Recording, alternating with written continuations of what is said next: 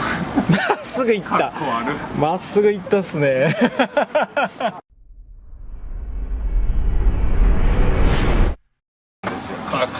噛んでないんですよ。スペーサー入れすぎて。ちょっとギリギリで噛んどるね。下さんのマシンの診断をしてもらいましょう。いやー最高ですよこれ。最高ですか。は最低の間違いじゃないですか。い。いやーなんか全てが最高です。全然わからん。できないなんっていう。て言ったらいいんですかね。いやまずこれほらないし、このメカをですよ、マスキングテープで写真くるわけでしこれでしょ。センスがすごい。ょ。やっぱこれでアグレッシブな走りが出るんですかね。多分そうでしょうね。いやダンパーのセッティングとかもちょっとどんな感じでしてるか聞いてみた方がいいんじゃないですか。ダンパーどうやってるんですかこれ。ダンパーはもうダイヤフラムはもう1年ものです。一年も熟成されてますね。膨らんでるんで締まらないんで、こう油漏れながらぎゅうぎゅうでこうダイヤフラムが引きちぎれるかどうかっていうぐらいの締め込みで。エコですね。なるほど、 SDGs ですね。エコですね。再利用でさす。すがキャンバー角が右と左と違うっていうのはなんかこう関谷セッティングですか。あそういうことか。こっちはポジキャンです。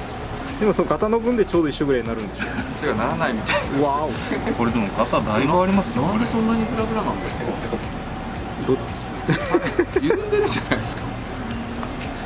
これだけスペーサー入れすぎ問題です。ああそういうことですね。ああホイールがです1ミリぐね。らいでしか六角に噛んでないっていう。ホイールをこれは吉田さんが7しか作らんっていうんですね。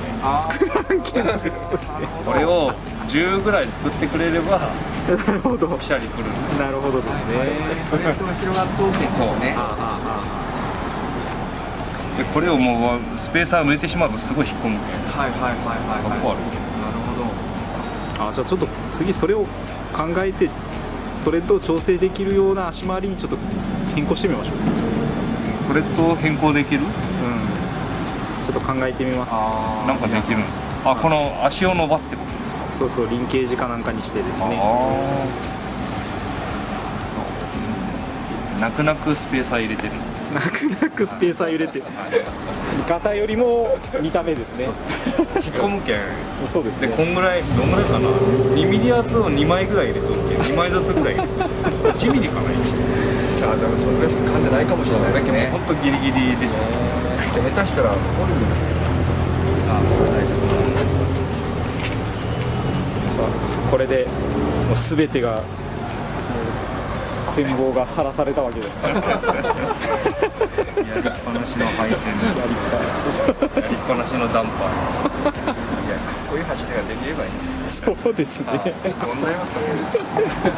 ゴンさんみたいなね、キレキレな走りもね、できないですから。